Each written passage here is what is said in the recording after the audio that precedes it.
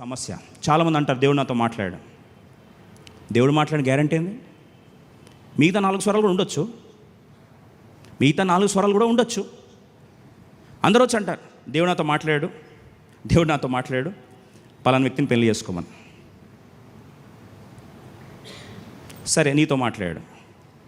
అదే వ్యక్తి గురించి ఇంకొక 20 మంది వచ్చారు. ఏమని? దేవుడు మాతో మాట్లాడమన్నాడు. మరి సొలొమోన్ అవ్వాలా బ్రదర్?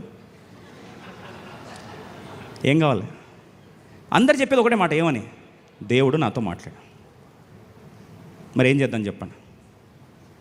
ఏం చేద్దాం? పరిష్కారం మీరే చెప్పండి. ఇప్పుడు నెక్స్ట్ క్వశ్చన్ ఏంటంటే, అసలు దేవుడు మాట్లాడాడనే దానికి ప్రూఫ్ ఏంటి? ఇది మంచి క్వశ్చన్. దేవుడు మాట్లాడే ప్రూఫ్ ఏంటి? ఇప్పుడు జాగ్రత్త విన్నాడు. దేవుడు నీతో మాట్లాడితే, if God speaks, first point గుర్తుపెట్టుకో, గుడ్డి గుర్తు, బండ గుర్తు. దేవుడు నీతో మాట్లాడితే ఆ మాట ప్రకారము దేవుడు ఆ డెసిషన్కి ఇన్వాల్వ్ అయిన మిగతా ప్రజలతో కూడా మాట్లాడతాడు. అర్థమైన చేతండి. ఇది లేకుండా నా ఒక్కంతోనే మాట్లాడు, మీరు వినాల్సిందే అంటే తన్ని పంపిస్తారు. ఎందుకు? నువ్వు మాట్లాడేది సెన్స్లెస్గా ఉంటుంది. దేవుడు నాతో మాట్లాడు. ఈరోజు ఫ్యాషన్ అయిపోయింది ఆ పదం. ఎవడు మాట్లాడు నీతో? దేవుడు మాట్లాడితే దేవుడు ఇతరులతో కూడా ఏం చేస్తాడు? ఉదాహరణ చెప్తాను, జాగ్రత్త వినండి. ఉదాహరణ చెప్తాను. ఇప్పుడు బైబిల్లో చాలా క్లియర్గా ఉంది, చాలాసార్లు క్లియర్గా ఉంది. దేవుడు పౌలుతో మాట్లాడలేదా? అంటే పౌలు అంటే సౌలు పౌలుగా మారినప్పుడు మాట్లాడలేదా? త్వరగా చెప్పండి. ఇప్పుడు సౌలుని పౌలుగా మార్చబడిన తర్వాత అభిషేకించి హస్తనిక్షేపణ పరిచయం ఎవరు చేయాలి? సరే, వాక్యం తెలియకపోతే పర్లేదు, అననీయ అనే దైవజనుడు చేయాలి. అననీయ అనే దైవజనుడు అనే హస్తనిక్షేపం చేయాలంటే ఇప్పుడు దేవుడు అననీయతో మాట్లాడారా లేదా? ఏ అననీయ చెప్పు ప్రభువా, సౌలు ఉన్నాడు కదా అంటే, అమ్మో ప్రభా, డేంజర్ క్యాండిడేట్ ప్రభా, లెటర్ ఉంది, అఫీషియల్ లెటర్ ఉంది ప్రభా, నువ్వు పో ఆయన దగ్గర పోవడం ఏంది ప్రభా, ఆయన వస్తాడు నీ దగ్గరికి, ప్రభా వస్తే చంపేస్తాడు నాయన. అదొకప్పుడు సౌలు. ఇప్పుడు ఆయన ఏం చేశా? పౌలుగా మార్చుకున్న, దమస్కు మార్గంలో సందర్శించిన, ఇదే వాయిస్ నీకు చెప్తున్నా, గెట్ రెడీ అంటే తలుపు తెరిచాడు. ముందు ఎవరున్నారండి? ఎవరున్నారు చెప్పండి? సౌలు ఉన్నాడు. ఇప్పుడు సౌలు మారాడని దానికి, సౌలుతో దేవుడు మాట్లాడిన దానికి కన్ఫర్మేషన్ ఎవరికి ఇచ్చాడు? బ్రదర్ సౌండ్ రాట్లే, అనేకి ఇచ్చాడు కదా. సో ఒక దేవుడినితో మాట్లాడితే ఆ విషయంలో కన్ఫర్మేషన్ ఇంకా వేరే వాళ్ళకు కూడా ఏం చేస్తాడు? ఇస్తాడు. ఎవరినైనా చూడండి, బైబిల్లో ఎక్కడైనా చూడండి, ఆ కన్ఫర్మేషన్ ఇంకొక 2-3 వ్యక్తుల ద్వారా కూడా ఏం చేస్తాడు? దేవుడు మాట్లాడతాడు. నాకు ఒక్కంతోనే దేవుడు మాట్లాడండి, నేను ఒక్కనే ప్రవక్త అంటే తన్ని పంపిస్తారు అక్కడ. జాగ్రత్త, don't do that mistake at all. Second, దేవుని చిత్తం అది అయితే దాని ఇతరులు కూడా మాట్లాడతారు. రెండోది చాలా ప్రాముఖ్యమైన సంఘటన. ఒకవేళ దేవుని చిత్తం అది అయితే సర్కమ్స్టాన్సెస్ కూడా దేవుడు మారుస్తాడు. ఏం మారుస్తాడండి? పరిస్థితులు కూడా మారుస్తాడు. సమయోచిత సహాయం అని ఉంది బైబిల్లో. ఎంతమంది తెలిసి ఈ మాట? ఆ దేవుని చిత్తం అయితే టైమ్లీ హెల్ప్, సమయోచిత సహాయము అనే ఆ సందర్భంలో దేవుడు నీ కొరకు ఆ పరిస్థితులు మార్చడం కానీ, లేదా పరిస్థితులు అంతవరకు అది ఇంపాసిబుల్ అనుకుంటే ఆ తరుణాలు దేవుడు ఏం చేస్తాడు? నీ కొరకు, నీ ప్రతికూలంగా ఉన్న పరిస్థితులు నీ అనుకూలంగా మార్చేస్తాడు. అర్థమేలా చేతండి. రైట్. మూడో మాట జాగ్రత్త వినండి. అది దేవుని చిత్తము, దేవుని స్వరం అయితే మూడో ప్రాంతం చాలా చాలా చాలా ప్రాముఖ్యమైన మాట ఏంటంటే, it will always be in line with the word of God. దేవుని వాక్యము నేను కన్ఫర్మ్ చేస్తుంది. ఒకవేళ కాలం వచ్చింది, ఒక దర్శనం వచ్చింది, లేదా ఏదో ఒక స్వరం విన్నట్టు అనిపించింది, దాన్ని దేవుని స్వరం అయితే దేంతో కన్ఫర్మ్ చేస్తాడు? దేవుని వాక్యం ద్వారా కన్ఫర్మ్ చేస్తాడు. God's word will never contradict God's word. God's voice will never contradict God's word. దేవుని స్వరం అనేది దేవుని వాక్యానికి వ్యతిరేకంగా ఎప్పుడు చేయదు. ఎందుకంటే ఆది వాక్యం ఉండే వాక్యం దేవుని వాక్యమే. ఆయన ఎట్లా కాంట్రడిక్ట్ చేసుకుంటాడండి? ఇప్పుడు నేను ఉన్నాను అనుకోండి, సరే నేనంటే డెసిషన్ మార్చుకోవచ్చు, ముందు చెప్పిన తర్వాత మార్చింది. ఒకే టైంలో నీళ్ళు తాగుతా, ఒకే టైంలో నీళ్ళు తాగను అంటానా? అప్పుడు నన్ను పక్కన ఏమంటారు? పిచ్చోడా అంటారు. God cannot contradict his own self. మూడోది, దేవుని వాక్యం ద్వారా దేవుడు ఏం చేస్తాడు? కన్ఫర్మ్ చేస్తాడు. నంబర్స్ మీరు గుర్తుపెట్టుకోండి. నాలుగోది, ఎప్పుడైనా దేవునితో మాట్లాడితే 1 కొరింథీ 14:33 పరిశుద్ధాత్మ దేవుడు అల్లరికి కర్త కాదు. He is not an author of confusion. దేవునితో మాట్లాడితే ఆ ఏరియాలో నీకేమిస్తాడు? త్వరగా చెప్పరండి.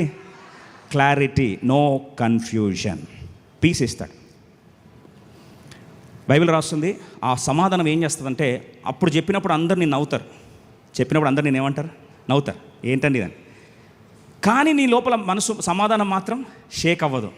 ఎందుకు షేక్ అవ్వదంటే దేవుడు అన్నాడు, నది వలె సమాధానం ఇస్తాడు. నది స్టార్టింగ్లో స్టార్ట్ అవుతున్నప్పుడు పుట్టినప్పుడు చాలా చిన్నగా ఉంటుంది.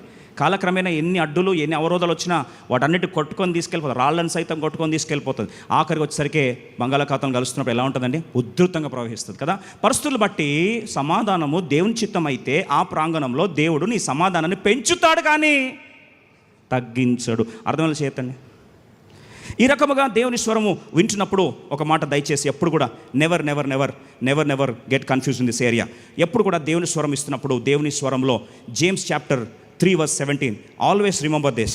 దేవుని స్వరము ఎప్పుడు కూడా దైవికమైన జ్ఞానమును ఆధారం చేసుకొని చెప్తుంది కానీ లోకరీతిగా జ్ఞానాన్ని ఆధారం చేసుకో. That's called worldly wisdom and God's wisdom. ఆ ప్రాంతంలో సమాధానకరమైనది, మృదువైనది, సులభముగా లోబడినది, కనికరముతో, ఇవన్నీ కూడా క్యారెక్టరిస్టిక్స్ ఉన్నాయి. దేవుని జ్ఞానం ఏంది, మనుషుల జ్ఞానం ఏందని చెప్పి ఈ ప్రాంతంలో చాలా క్లియర్గా దేవుడు మాట్లాడుతూ వచ్చాడు.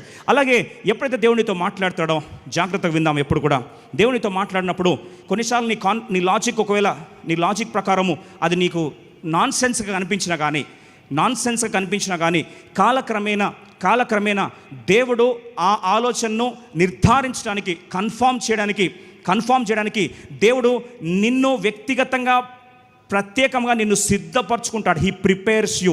ఉదాహరణ చెప్పాలి మీకు ఆశపడుతున్నా. ఎప్పుడు కూడా యోసేపు తన జీవితంలో శ్రమల గుండా వెళ్ళాడా లేదా? ఎస్. శ్రమల గుండా వెళ్ళినప్పుడు దేవుడు యోసేపును వాస్తవం కళ ఇచ్చాడా లేదా? త్వరగా చెప్పండి. 17 సంవత్సరాల వయసులో కళ వచ్చింది. ప్రైమ్ మినిస్టర్ ఎప్పుడు అయ్యాడు? 30 yearsకి అయ్యాడు. మధ్యలో అంతా ఏం జరిగింది? మనుషుల మీద ఆధారపడుతూ వచ్చాడు. భక్ష దగ్గర అడిగాడు, అయ్యా నన్ను జ్ఞాపకం చేసుకోండి అయ్యా. వెళ్ళినప్పుడు రాజుకు చెప్పి సిఫారసు చేసి నన్ను కూడా బయటకు తీసుకురండి అయ్యా. పాపం ఎన్నో ప్రయత్నిస్తూ వచ్చాడు. కానీ వాళ్ళు మర్చిపోయేటట్టు దేవుడు చేశాడు. పరిస్థితులు, సర్కమ్స్టాన్సెస్ అంతా కూడా ట్రైన్ చేసుకుంటూ వచ్చాడు. కలభావం ఎలా చెప్పాలో ముందే తర్ఫీదిస్తూ వచ్చాడు. సో ఆ ప్రాంతంలో full blown vision, full blown God's will, full blown deliverance రాకముందు ఆ ఏరియాలో దేవుడు నిన్ను తీసుకెళ్ళి అట్లాంటి పరిస్థితుల గుండా నిన్ను తీసుకెళ్ళి సిద్ధపరచుకుంటాడు.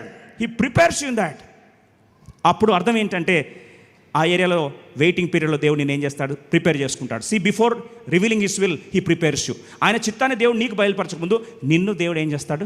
సిద్ధపరచుకుంటాడు. ప్రిపరేషన్, నిన్ను సిద్ధపరచుకుంటాడు. అందుకే ఆలస్యం అవుతుంది. చాలామంది అంటారు, ఎందుకంటే డెసిషన్ చాలా లేట్ అవుతుంది, దేవుడు మాట్లాడలేదు, ఒక స్టాగ్నెన్సీ పీరియడ్కి వచ్చామంటే remember this, God is preparing you as a person. వ్యక్తిగతంగా నేనేం చేస్తున్నాడు? సిద్ధపరుస్తున్నాడు. అలా సిద్ధపరిచి ఆయన ఉద్దేశించిన దైవ చిత్తానికి నీకేం చేస్తాడు? నడిపిస్తాడు. So preparing you as a person. తర్వాత ఇంకో ప్రాముఖ్యం, అందుకొరకే చూడండి, ఎప్పుడైనా సందర్భాలు చూస్తే అక్కడ మనందరికీ తెలుసు వాయిస్ ఆఫ్ లాజిక్ నామానికి చాలా పనిచేసింది. నామానికి ఎంత పనిచేసిందంటే వెళ్ళాడు, ఎలీషా దగ్గరికి వెళ్ళాడు, స్వస్థపరచబడడానికి అన్నీ సిద్ధంగా ఉంది, కుష్ఠరోగం ఉంది, పిల్ల మాటిన్నాడు, ఆ పిల్ల ద్వారా దేవుడు మాట్లాడాడు. ఆ యొక్క ఇశ్రాయేలు చిన్నది చెప్పింది, ఆమె మాటిన్నాడు, బయలుదేరాడు. చూడండి, దేవుని స్వరం ఆ బిడ్డ ద్వారా మాట్లాడితే, బిడ్డ ద్వారా మాట్లాడి వెళ్ళిన తర్వాత పరిస్థితులు తను ఎక్స్పెక్ట్ చేసినట్టు లేవు కదా అనుకొని అంటాడు. మంచి మాట బైబిల్ రాసి చూడండి, 1 రాజుల గ్రంథము. Quickly will see that verse. ఆ తలంపుని ఈరోజు ఒక చిన్న పరిగెరుకోవడానికి 2 రాజుల గ్రంథం 5వ అధ్యాయం 11 వచ్చినాం. 2 Kings chapter 5 verse 11. 2 Kings chapter 5 verse 11. Quickly please. 2 రాజుల గ్రంథము 5వ అధ్యాయము 11వ వచనం త్వరగా చూసుకున్నాం. 2 Kings chapter 5 verse 11. Quickly please. 2 Kings chapter 5 verse 11. అందుకు నయమాను కోపము తెచ్చుకొని తిరిగిపోయి ఇట్లనెను, అతడు నా యొద్దకు వచ్చి నిలిచి తన దేవుడైన యెహోవా నామమును బట్టి తన చెయ్యి రోగముగా ఉన్న స్థలం మీద ఆడించి కుష్ఠరోగమును మానుపునని నేను అనుకొంటిని. I thought.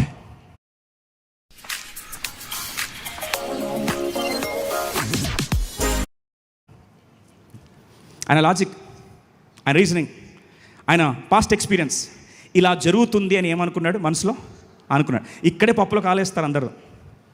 మనందరికీ కొన్ని ఎక్స్పెక్టేషన్స్ ఉంటాయి. కెరియర్, మ్యారేజ్, డెసిషన్స్ ఇలా జరుగుతాయి అని వాయిస్ ఆఫ్ లాజిక్ బాగా రెచ్చగొట్టి పెట్టుంటుంది. అప్పటికి నువ్వు ముందే ఒక కళలు కట్టుకొని ఉంటావు. ఎంత పెద్ద స్టోరీ చెప్పాడు తెలుసా? ఆయన వస్తాడట, చెయ్యి ఆడిస్తాడట, తిప్పుతాడట రౌండ్గా. ఆడిచ్చిన తర్వాత బహుశా దేవుని నామం పేరట స్వస్థపరచబడునుగా. ఇవన్నీ పాపం బాగా విన్నాడు. రివైవల్ మీటింగ్స్ బాగా చూశాడు. చూసిన తర్వాత పాపం బాగా ఎక్స్పెక్టేషన్ అలాగే ఉంది. బట్ అది జరగాలి. క్రాష్ అయిపోయింది. క్రాష్ అయ్యేసరికి రౌద్రుడు ఊగిపోయి లేచి వెళ్ళిపోదాం అనుకున్నాడు. బాగా వినండి ఈ మాట. పాయింట్కి వస్తున్నాను. నువ్వు నిన్ను అహంకారం నీలో ఉంది, సిద్ధపాటు నీకు లేదు, ఎక్స్పెక్టేషన్స్ క్రాష్ అయినాయి. ఇప్పుడు ఆ టైంలో దేవుడు మళ్ళీ ఒక పనోడు అన్నాడు, అయ్యా ఇదే కాంప్లికేటెడ్ ప్రొసీజర్ నీకు చెప్తే, ఇంకా కాంప్లికేటెడ్ చెప్తే నువ్వు చేయవా అని మనతో మాట్లాడాడు కదా. God's voice was coming again and again in different sources and steering his decision. తన తీర్మానాన్ని నడిపించడానికి వివిధ ప్రాంతాలను చేంజ్ చేస్తున్నాడు. దేవుని స్వరం వస్తూ ఉంది. అర్థమైన చేతండి. ఇప్పుడు ఆయన ప్రిపేర్ చేశాడు. ఇప్పుడు తగ్గింపు వచ్చింది. He was prepared now. What was he prepared? తగ్గించుకున్నాడు. దీనులకు ఆయన ఏం చేస్తాడు? కృప చూపిస్తాడు. తన జీవితం మారే ప్లేస్, దీనత్వం వచ్చింది. సరే, ఇది ఒక్క దగ్గర తగ్గించుకున్నాడు. వెళ్ళాడు. 7 సార్లు చెప్పినట్టు చేశాడు. మృదువుగా చిన్న పిల్లను శిష్యుల వల్లే శరీరం మళ్ళీ ఏమైంది? మారిపోయింది. So God prepares you as a person. నిన్ను వ్యక్తిగతంగా ఏం చేస్తాడు?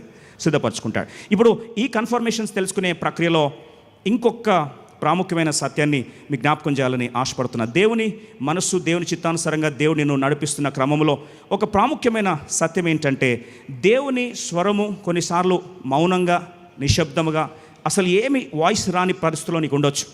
It could be a scary silence of God. దేవుడు నీతో మాట్లాడడం కొన్నిసార్లు మానేసినట్టు నీకు అనిపించవచ్చు. కానీ ఒక మాట చెప్పాలని ఆశపడుతున్నా, దేవుని మౌనం కూడా ఒక మెసేజే. God silence also is a message. What is a message? The message is to wait. Message ఏంటండి? వెయిట్. ఖచ్చితంగా తన బిడ్డలతో దేవుడు ఏం చేస్తాడు? మాట్లాడుకుంటాడు. కానీ కొన్నిసార్లు దేవుడు ఏం చేస్తాడండి? ఆగు అని చెప్తాడు. కాబట్టి దేవుని స్వరాన్ని దేవుడు ఇన్ని విధాలుగా 5 స్వరాల్లో దేవుని స్వరం ఏంటనేది క్లారిటీ కొరకు ఈ తలంపులని చూస్తూ వచ్చాం. ఇంకా ఈ అంశాన్ని ప్రభు అనుమతిస్తే బైబిల్ స్టడీగా